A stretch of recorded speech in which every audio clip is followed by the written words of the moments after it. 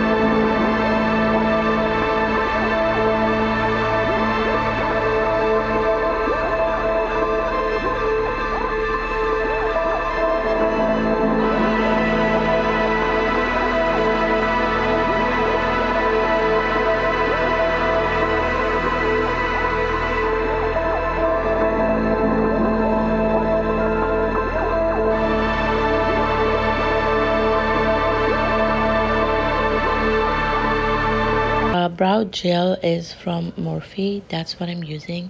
I really like it. It's really nice. I'm just gonna apply these false lashes. These false lashes are from Winners. It's really nice and dramatic. Yeah, so I like it and it's really easy to apply. and the glue I'm using is the one that it came with, so I really like it. I think it's really nice. This liquid lipstick is from Lancome. It's bright pink, or like hot pink. I will leave the shade on the screen if you guys like to know which shade is this. It's super light and it's matte, so I love it. And I'm using the Fix Plus as a last step, and this is the overall look. I really hope you guys like and enjoy watching. Bye for now.